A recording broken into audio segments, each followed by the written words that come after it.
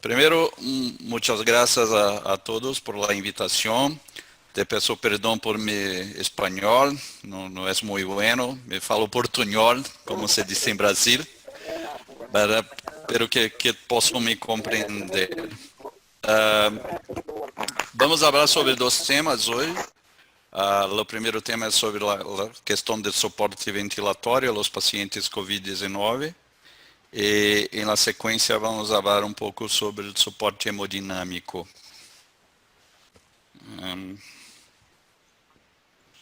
Déjame ver que não está movendo. Ok. Bom, primeiro, como vocês estão todos a acompanhar, em Brasil temos um grave problema. Somos o terceiro país com maior número de casos.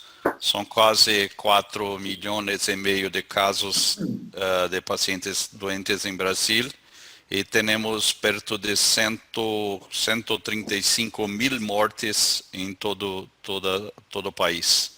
Infelizmente, somos o país que é o campeão da doença em Latinoamérica. E a hipoxemia é um importante marcador da enfermidade, como vocês sabem. O suministro de oxígeno passa por las limitações, portanto, de evitar a propagação entre os profissionais e também para os outros pacientes que estão em departamento de emergências. E isto tem sido um problema muito grave para todos nós. Como manejar, então, como se faz o manejo do paciente com insuficiência respiratória em las emergências? Primeiramente, sobre a frequência respiratória, se determina que o uso do oxígeno é particularmente para os pacientes com frequências respiratórias maior do que 24 respirações por minuto, ou para manter a saturação de oxigênio superior a 92 a 94%. Todos os pacientes que fazem frequências em condições respiratórias maiores do que 24 por minuto são pacientes de maior risco. Bajo a saturação de 90% em ar ambiente ou bajo PO2, a pressão parcial de oxigênio menor que 63, ou a relação pressão parcial de oxigênio sobre a fração inspirada menor que 200, ou a diminuição da consciência, ou a incapacidade para falar, ou signo de esforços, com frequência respiratória maior que 30, ou uso de musculatura acessória, ou aleteo de la narina, se caracterizam por la insuficiência respiratória. E a hipoxemia severa, quando os pacientes têm a relação da pressão parcial de oxigênio sobre a fração inspirada inferior a 100. Mientras esses pacientes têm sido muito frequentes em nossas unidades de departamentos de emergência, e a suplementação de oxigênio se faz muito frequente e necessária. Se determinou começar por la suplementação de oxigênio quando a saturação está abaixo de 94, portanto, a meta, o foco maior é mantê-la acima de 94%, só que os riscos de aerolização com essa suplementação são muito frequentes. Portanto, esses riscos são maiores toda vez que se hace fluxos maiores do que 6 litros por minuto, que se considera alto, ou, portanto, com maior risco de aerossol, ou quando se usa a mascarilha com depósitos com fluxos acima de 5 litros. Lembrando que a necessidade de mais do que 10 litros por minuto intensifica a vigilância para a definição de outras estratégias, que inclui a ventilação não invasiva e mesmo a intubação orotraqueal. Aqui em Brasil tem se começado a usar agora o helmet. Não era um procedimento muito frequente acá, porque não tínhamos com facilidade esse tipo de equipamento. Agora temos alguns distribuidores nacionais que têm começado a nos proporcionar com custos menores. Então, helmet, como se diz aqui em Brasil, capacete, tem sido bastante utilizado agora porque nos propicia menor aerolização.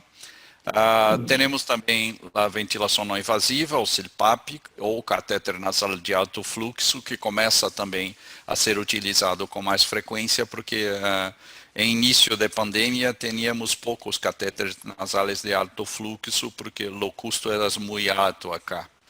A despeito disso, sabíamos que lá, tanto a não invasiva como a CPAP ou o alto fluxo oferecem risco de aerolização, exceto quando se hace em ambiente de pressão negativa.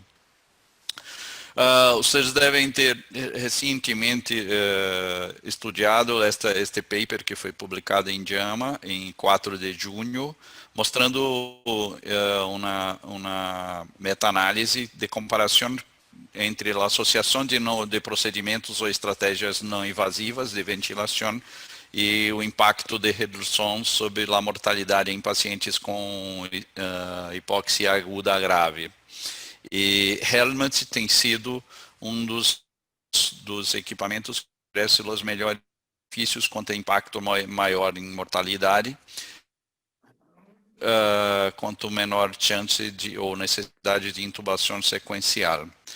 A despeito disso, nós sabemos dos riscos que temos com a aerolização, portanto, principalmente usar esses equipamentos em áreas que não estavam sob pressão negativa foi uma maior dificuldade que teníamos no início da pandemia cá em Brasília.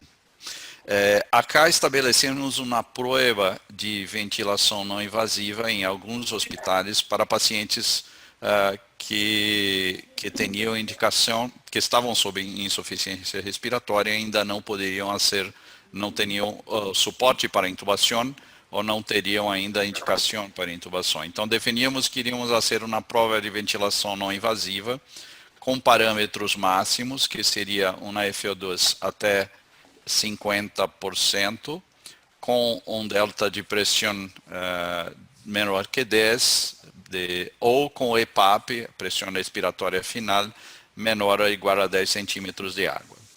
Para isso, hacíamos colocar os pacientes com uma mascarilha acoplada ao circuito de ventilação específico e um filtro de barreira, um filtro EPA, inicialmente em la salida de exalação do ventilador, e posteriormente passamos a fazê-lo em 3 saídas. Passamos a fazê-lo em saída de exalação, em um circuito inspiratório e também hacemos em la conexão entre o circuito inspiratório e a mascarilla. Isto obviamente aumentava os custos, passaríamos a ter 3 filtros EPA em um mesmo circuito de ventilação, mas, no entanto, aumentava a segurança da equipe. Um momento. Ok. Isto, uma vez mais,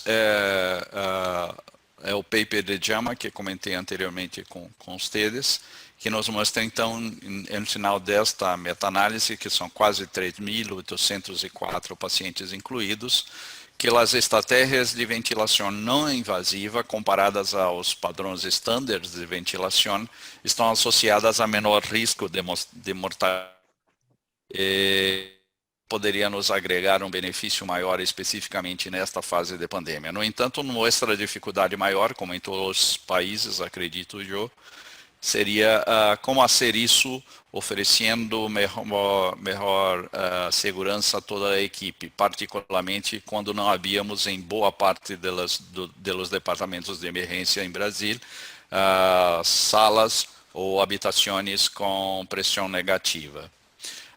Aqui, uma vez mais, sobre mortalidade, como havíamos visto anteriormente, havia benefício das estratégias não invasivas e também para reduzir o risco de intubação, estratégias como helmet, capacete, e também estratégias como full face ou máscara não invasiva completa diminuíam o risco de intubação destes pacientes.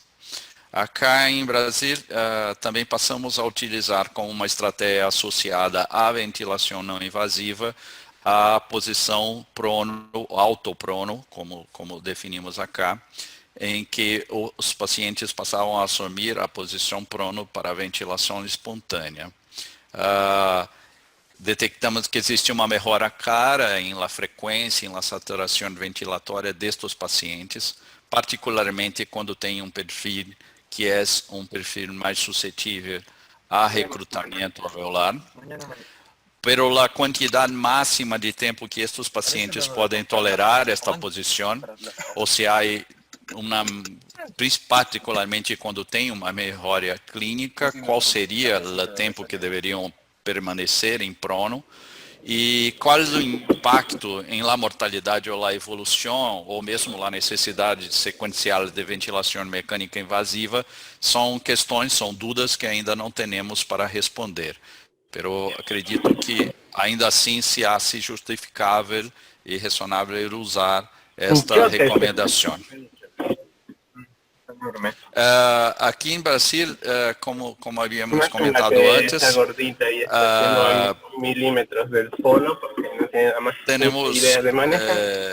temos dificuldade de manter a pressão negativa em alguns ambientes, porque não todas as habitações do departamento de emergência têm componentes de pressão negativa. E acá passamos a ser a habitação, estabelecer alguns circuitos portáteis em algumas habitações para a criação de pressão negativa. Então, para a recomendação de uma prova de ventilação não invasiva por 30 minutos, estabelecemos que haríamos sempre em ambientes de pressão negativa, e com isso passamos a criar em alguns departamentos de emergência esses ambientes de pressão negativa com pequenos compressores. A prova, como comentei anteriormente, deixamos o paciente por 30 minutos em ventilação não invasiva e observamos se há uma redução da frequência respiratória e se há também melhoria do estado hipoxêmico, e não permitimos que esta prova exceda mais do que 30 minutos. Se não há, claro, benefício nestas condições, optamos pela intubação orotraqueal. Em relação à ventilação com bolsa, válvula e mascarilla, não recomendamos a ventilação com circuito aberto, somente em situações extremas, e se é necessário, sempre recomendando a instalação de um filtro EPA ou HMF entre a mascarilla e a bolsa para maior segurança da equipe. E, por fim, as indicações para intubação, que talvez seja a grande questão, a grande dúvida que todos nós temos. Qual é o momento de intubar estes pacientes? Acá, sempre que temos a condição de fazer a ventilação não invasiva de forma adequada e segura, procuramos fazê-lo, e agora, utilizando um pouco mais de helmets, temos reduzido um pouco a quantidade de intubações. CO2, mas as indicações em geral que recomendamos por la sociedade é CO2 suplementário na máscara, com reservatório, ser maior do que 15 litros por minuto, ou em catéter maior que 5 litros, ou ainda com a ventilação não invasiva, com FO2 maior que 50%, ou delta de pressão superior a 10, ou IPAP maior a 10, e com claros signos de insuficiência respiratória, indicamos a intubação. E acá definimos por la intubação sempre com o uso da videolaringoscopia. Isto também foi um problema para nós em início da pandemia, porque os custos de los videolaringoscópios em Brasil eram muito elevados no início, porque não havíamos fabricantes nacionais para tal. Então, a maioria dos equipamentos nos eram importados de fora do país e com custos de dólar muito elevado. Atualmente temos algumas indústrias que passaram a começar a fabricação de videolaringoscópios acá, e isto nos reduziu os custos e nos foi permitido utilizar um pouco mais em nossos departamentos de emergência públicos. A sociedade, desde o início da pandemia, também começou a divulgar e a treinar os profissionais que estavam atuando em departamento de emergências, particularmente focado em las condições, em los pacientes que, particularmente focado em los profissionais que estavam, que não eram emergencistas e que, portanto, necessitavam de maior treinamento e maiores condições de suporte.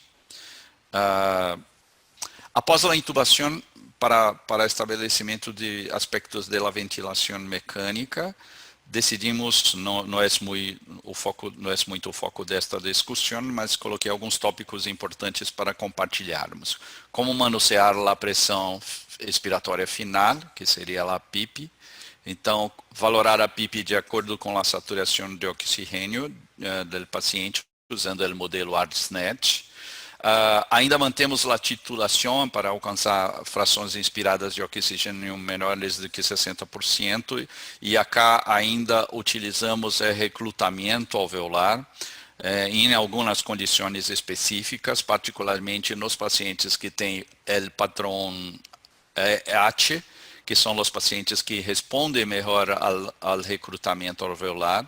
Então, para estes pacientes, começamos a usar PIP mais elevada para a intubação, com 15 centímetros de água, e hacemos um recrutamento que varia até 25 a 30 centímetros de água, e posteriormente passamos a fazer a titulação decremental da PIP para a escolha baseada em la complacência pulmonar. Perfeito? Vocês podem vê-la? Sim. Ok, vamos. Seguinte, então, vamos falar agora sobre suporte hemodinâmico em los pacientes com a infecção por COVID-19. Esta é uma apresentação um pouco mais curta, mais focada, porque havia planejado fazer as duas em la sequência, então hacemos um pouco mais focada. Bom, quanto ao suporte hemodinâmico, a aparição circulatória é variável, como todos vocês estão seguindo com os pacientes. É sempre bueno ter em mente que a disfunção miocárdica pode estar secundária a uma miocardite. Então, sempre quando se descobre o choque circulatório um paciente COVID-19, é sempre importante pensar que pode haver com miocardites. O enfoque com estes pacientes contra o choque circulatório passa por as seguintes fases: uma fase de resgate, uma fase de optimização e a terceira fase de estabilização, que se junta com a ressuscitação, como se disse, para a estabilização final. A fase de resgate se hace quando a pressão sistólica é inferior a 90 milímetros de mercúrio ou quando a pressão arterial média é inferior a 60 milímetros de mercúrio. O que se hace nessa fase é tentar se atingir essa pressão, tentar restabelecer a pressão mínima de 90 ou uma pressão de perfusão mínima entre 60 e 65 milímetros de mercúrio. Para tal, se hace reemplaço do volume com cristaloides e se hace a forma de desafio volêmico, desafio de volume.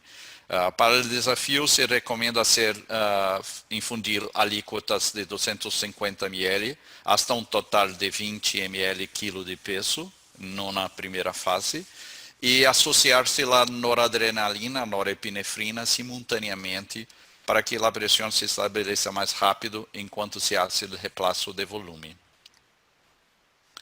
Até acho que não há uma recomendação tão diferente ou específica para este grupo, diferente do que se hace normalmente em outros casos de choque circulatório. Um momento. Ok.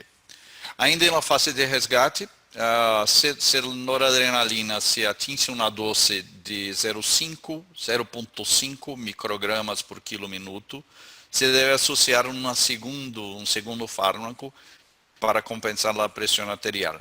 E se recomenda a associação de adrenalina, epinefrina, ou a vasopressina. Se vasopressina é a opção, recomenda-se reemplacá-la por adrenalina caso a delta de CO2, o gap de CO2 se amplie a massa acima de 8 milímetros de mercúrio. Deve-se evitar a vasopressina nos pacientes que fazem disfunção miocárdica. Portanto, acá não se tem usado muito vasopressina, particularmente porque em Brasil vasopressina tem custos mais caros, mais elevados do que a norepinefrina, e também porque é comum se pensar que estes pacientes podem ter miocardite associada e que, portanto, teriam a possibilidade de uma disfunção miocárdica associada à instabilidade em caso de choque.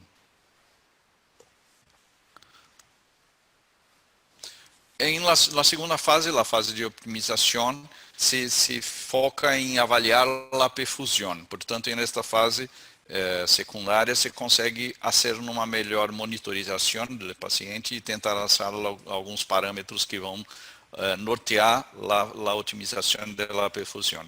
Então, se recomenda atenção especial ao tempo delineado capilar, normalmente inferior a 3 segundos, a lactatemia, e evaluar as variáveis de fluxo. Então, se basa a maior monitorização da saturação venosa mista de oxígeno, quando é possível, se há acesso central, ou a saturação venosa central de oxigênio a partir de um catéter venoso central. Se recomenda que a partir desta fase se estabeleça uma estratégia mais conservadora em termos de uso liberal de fluidos, particularmente pela maior chance de comprometimento da ventilação nesta fase. Portanto, esta é uma fase para otimizar a perfusão, pero sem fazer grandes quantidades, grandes alíquotas de volume, para não piorar, para não acentuar a disfunção respiratória. Acá tem se usado bastante para essa monitorização o uso da ecocardiografia beira-leito. Portanto, se fazemos as mensurações de variação da cava e também algumas ultrassonido pulmonar para avaliação de linhas de Kerley e outros achados que possam nortear esta reposição volêmica. E por fim, a e ressuscitação. E nesta fase temos a recomendação de uma atenção especial quanto ao equilíbrio da água destes pacientes, o balanço hídrico. Particularmente tentando fazer um balanço hídrico mais paranegativo ou zerado durante o dia, buscando diuréticos, caso necessário, para evitar uma ultrafiltração, ou mesmo a diálise precoce. Para os serviços privados em Brasil, que temos maior facilidade a fazer a diálise, temos usado a ultrafiltração com máquinas de baixo fluxo. Para os serviços públicos que temos menores recursos para diálise, temos tentado compensar a suplementação maior de volume com os diuréticos. Esta então é uma fase basicamente para ajuste da perfusão, para tentar estabilizar para redução dos recursos de hipoxemia e melhor perfusão, evitando uma sobrecarga volêmica maior. Para finalizar, como eu havia falado, um pouco mais focada a apresentação, temos discutido um pouco acá a questão de como fazer este suporte mesmo à distância. Temos o país, como vocês sabem, é um país de dimensões continentais. Temos um perfil diferente em termos econômicos, sociais e de organização da saúde no país. O norte do Brasil, o norte e nordeste do país são regiões mais frágeis, com menores recursos financeiros e, portanto, com serviços de saúde mais precários. As regiões do sul e sudeste do país têm maiores recursos, maior número de hospitais privados e maiores recursos financeiros. Portanto, o que passamos a ser durante a pandemia foi basicamente utilizar melhor este suporte a estas regiões. Então, lançamos mão de vários programas de telemedicina para suporte à distância. Alguns destes alcançam vários hospitais de todo o país. Este é um dos hospitais que trabalham em São Paulo, o Hospital Albert Einstein. Em Albert Einstein, temos um serviço de suporte filantrópico para unidades de terapia intensiva e também para departamentos de emergência, que funciona 24 horas por dia, 7 dias por semana. Basicamente se hace visitas programadas com os médicos à distância para discussões de casos mais específicos, como de manejo hemodinâmico, manejo de suporte ventilatório, e também hacemos periodicamente algumas teleconferências para educação e também para monitoramento da evolução dos casos. Este tem sido um recurso disponibilizado por alguns hospitais privados do país como um recurso filantrópico e que tem ajudado a reduzir um pouco o impacto da mortalidade em algumas regiões que estavam muito precárias, como a região amazônica do país, que estava sofrendo muito com o impacto da pandemia. Para finalizar, acá estamos como emergencistas em todos os países, lutando na linha de frente de toda esta pandemia. Não temos, como nos ensinou Churchill, não temos nenhuma pretensão de desistir da luta. Nós não vamos desistir, não vamos nos render como emergencistas, e estamos empenhados em reduzir esses valores. Nas regiões sul e sudeste do país, o número de casos tem começado a cair, a mortalidade também tem sido mais impactante, mas agora enfrentamos uma segunda onda, a second wave, desta doença em las cidades menores do país que estão no interior e que são cidades que também têm menos recursos. Então, para esses locais estamos disponibilizando melhor recursos de telemedicina para tentar reduzir este impacto. Mais uma vez, muitas graças a todos, muitas graças a Flame, a Dario pela invitação. Este é meu contato, e-mail, telefone, para que todos possam compartilhar. E aproveito também para invitá-los que na próxima semana estamos fazendo o primeiro Summit de Medicina de Emergência de Abramed em Brasil. Temos vários colegas que estão acá discutindo conosco, que estão invitados como para charlar como palestrantes, e esperamos encontrá-los todos em futuro próximo pessoalmente também. Muitas graças.